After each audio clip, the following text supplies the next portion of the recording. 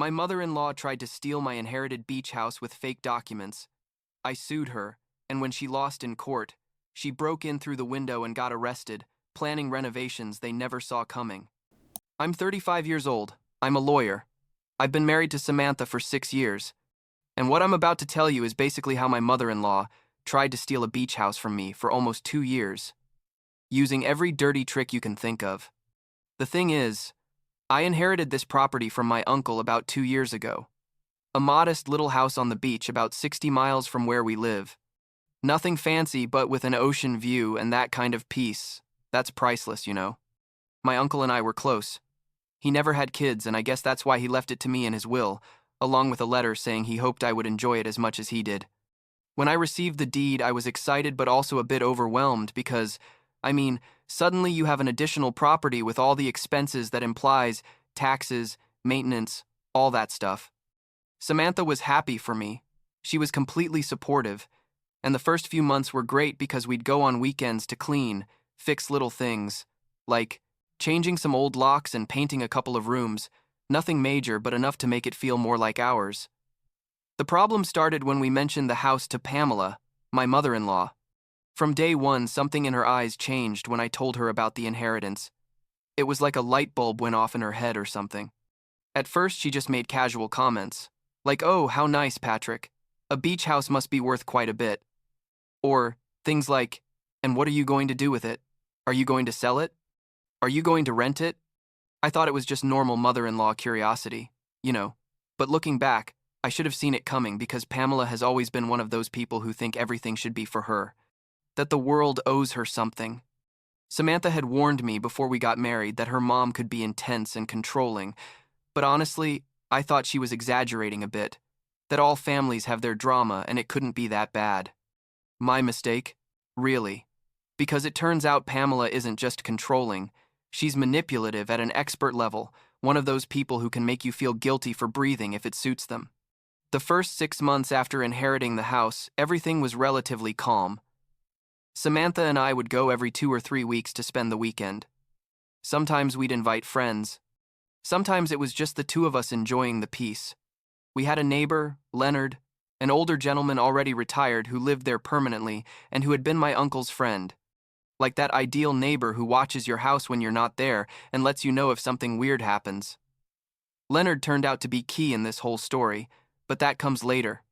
The thing is that about 7 months into owning the property, Pamela started with the unannounced visits. The first time it happened, Leonard called me and said, "Hey Patrick, your mother-in-law is here at the house. She says Samantha told her she could come see it. Is everything okay?" And I was like, "What?" Because Samantha was literally sitting next to me at that moment and hadn't told her mom anything. I asked Samantha and she turned pale. Told me her mom had asked if she could go see the house someday, but that she had told her we needed to coordinate it first, not that she could just show up whenever she wanted. I called Pamela and told her as politely as possible that she needed to let us know before going to the property. That she couldn't just show up like that because we weren't there to receive her, and besides, it was our house. She got all defensive, with that victim tone she knows how to use so well, saying, "Oh, Patrick, I didn't think it was a problem. I just wanted to see where my babies spend their weekends. Now it turns out I can't even visit?" I explained again, patiently, because at that point I was still trying to keep family peace. That of course she could visit, but that we needed to know about it in advance. She said she understood, but 2 weeks later Leonard called me again. She was there again, alone, walking around the house and looking through the windows like she was evaluating something. That time I got angrier. I called her and basically told her that if she showed up again without notice, I was going to have to take measures. I didn't specify which ones because honestly I didn't know what measures to take against your own mother-in-law, without causing massive family drama. What happened next is that I found some documents. Samantha and I were cleaning the house one Saturday morning, like 3 weeks after that second incident, and I found a folder hidden under the living room couch, like stuck between the cushions. Inside were copies of the property deed. But they weren't my copies, because mine were stored at home in our safe. These were like photocopies that someone had made, and also had handwritten notes in the margins. And the notes said things like, estimated value, $300K, possible second floor, renovation, rental potential, 2,500, month. And the handwriting was unmistakable. It was Pamela's, because I had seen it millions of times on the birthday cards she sent us. I froze, literally standing there with the folder in my hands, trying to process what the hell this meant. Samantha saw it and started crying, like she couldn't believe her own mother was doing this, planning something with our property behind our backs. I decided at that moment that I needed to protect myself, so I did two things. First, I hired a security company to install cameras around the entire property. Good cameras with night vision and real-time notifications to my phone. And second, I started documenting absolutely everything. Every text message, every call, every interaction with Pamela was recorded somehow. I also changed all the locks on the house, and only Samantha, Leonard, and I had keys, nobody else. I thought that would be enough to deter her, like she would get the message that we were watching her. But Pamela is persistent in a way you can't imagine. The cameras started capturing footage of her showing up at the property like every week, sometimes alone, sometimes with her sister Vivian, walking around, taking photos, measuring things with a tape measure she brought. And the most disturbing thing was that in one of the recordings I saw her trying a key in the front door, a key she had clearly copied before I changed the locks, because it didn't work, but she kept trying. I showed the video to Samantha, and she finally confronted her mom. It was a whole scene according to what she told me afterwards, because I wasn't present. Then when Samantha showed her the evidence, she admitted that yes, she had gone to the house, but it was because she was worried about us, that she wanted to make sure the property was safe. A whole string of excuses that didn't make sense. Samantha made it clear that either she stopped or we were going to have to take legal action. And Pamela did that thing she does where she starts crying and saying that nobody loves her and that she's just trying to help and that she's a bad mother and all that emotional theater designed to make Samantha feel guilty. It worked a little because Samantha came out of that conversation feeling terrible, even though she knew her mom was manipulating her. And I had to spend like 2 hours that night convincing her that we hadn't done anything wrong, that setting boundaries was healthy and necessary. Everything exploded about 1.5 years ago when Pamela showed up at the beach house on a Sunday afternoon with some guy in a suit who said he was a lawyer. We were there that weekend, which she didn't know because we had stopped telling her when we were going, and we saw her arrive in her car with this man, who I later found out was named Russell. I went out to meet them on the porch, already kind of annoyed because once again she was there without notice, and this guy Russell introduced himself as her legal representative and started saying they came to discuss the property transfer. I was like, "Excuse me? What transfer?" And Pamela, with a completely straight face, said she had decided it was best if she managed the property because we were too young and didn't have experience with real estate investments, that she was going to take care of renovating it and renting it and would give us a portion of the profits, basically presenting it as if she was doing us a favor. Russell, the supposed lawyer, pulled out some documents and started explaining that he just needed my signatures in several places to make the official transfer, that it was a simple process and we could resolve it right there in 10 minutes.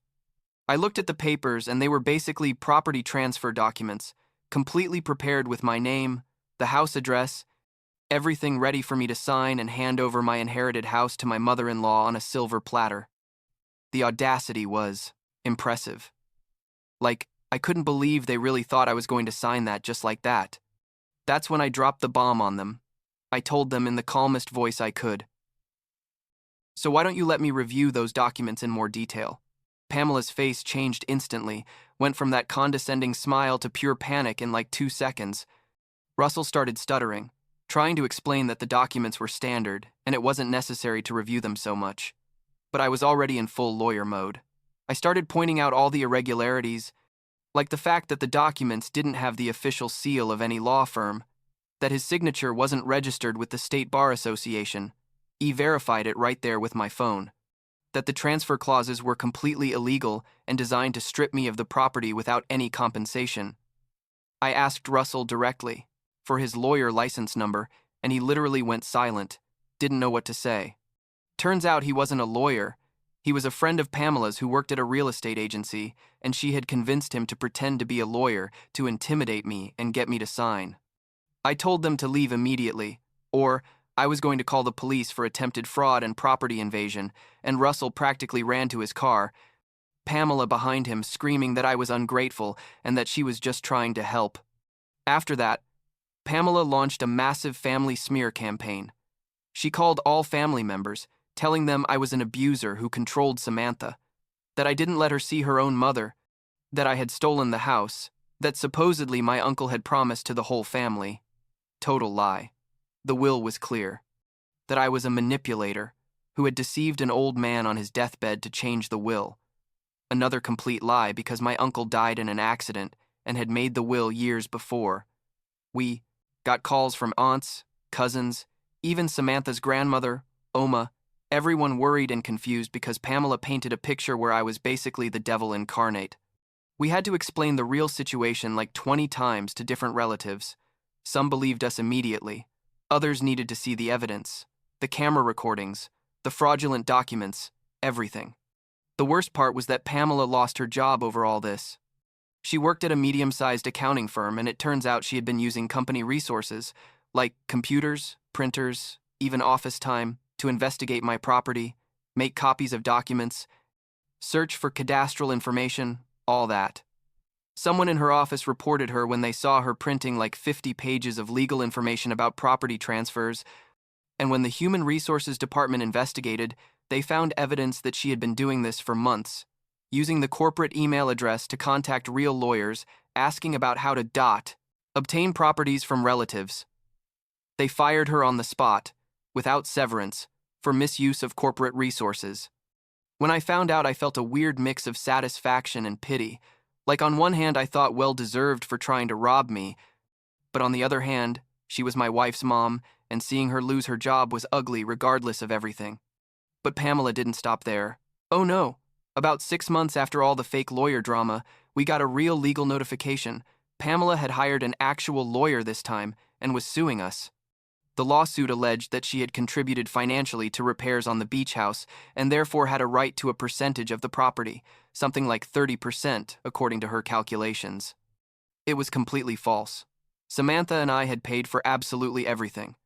We had receipts for every screw, every gallon of paint, every hour of contractor work, everything documented and paid from our bank accounts.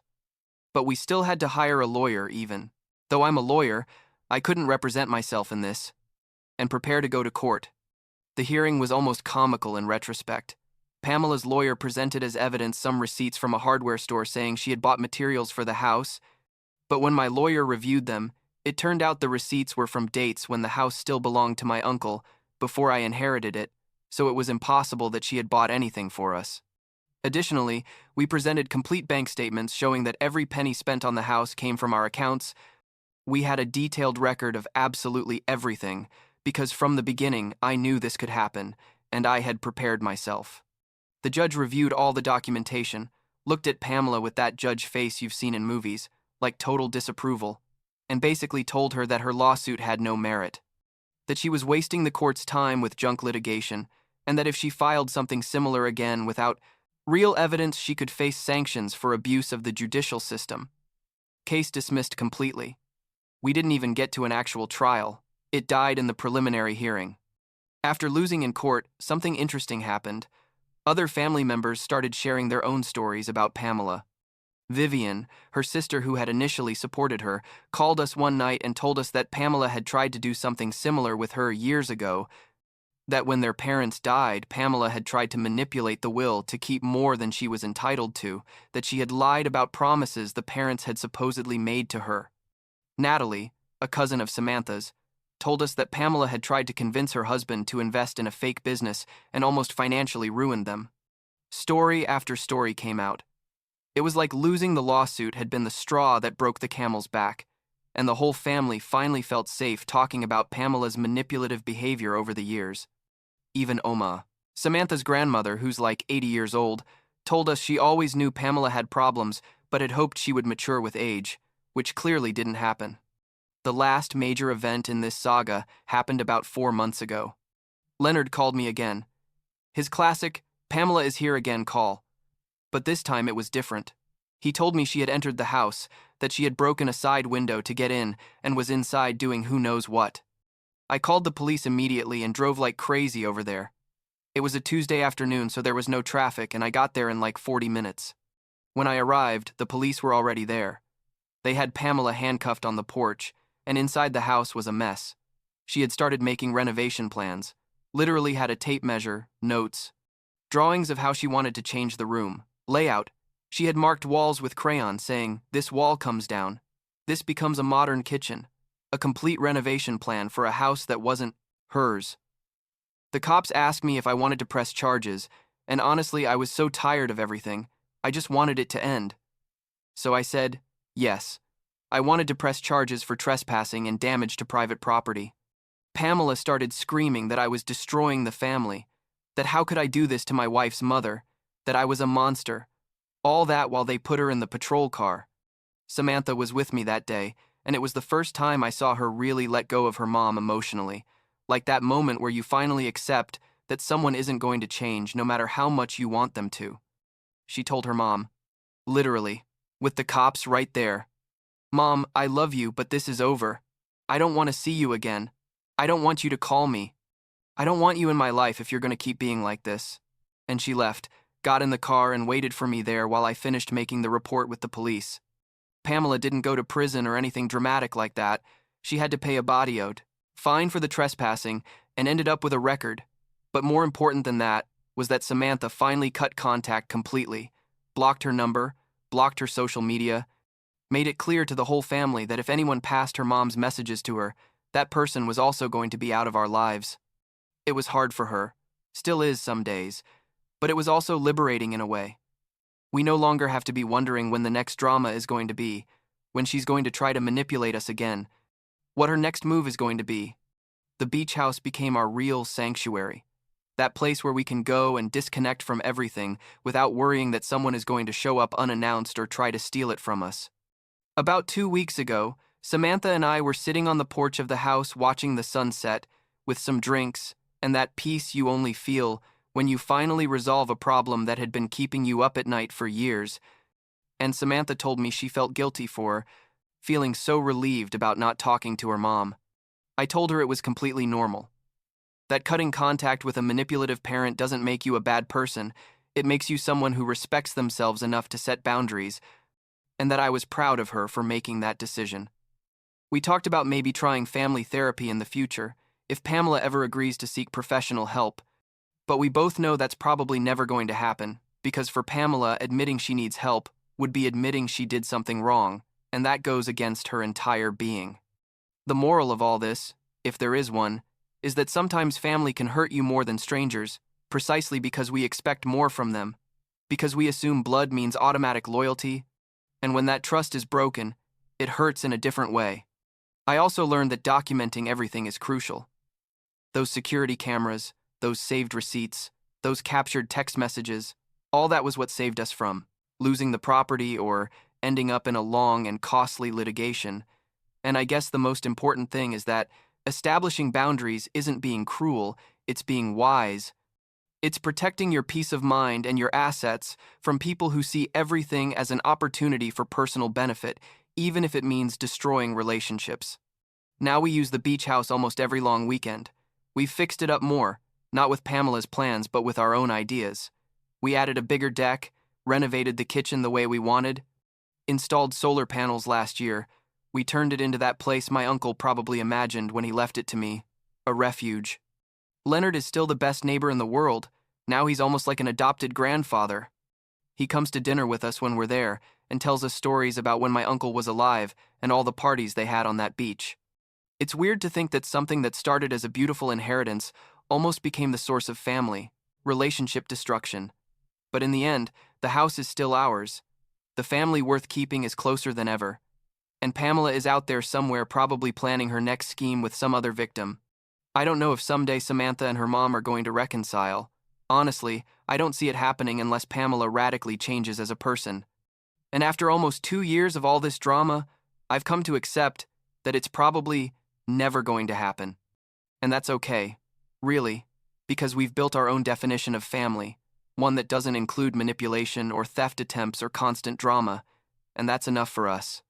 My uncle's house ended up being more than a material inheritance. It became the catalyst that forced us to define what kind of relationships we wanted in our lives and which ones simply weren't worth the emotional cost. I guess in some twisted way I should thank Pamela for that, although I'm not going to because the trespassing charges are still pending and last. Time we checked, she's still trying to appeal the court's decision, even though her own lawyer told her there's no case.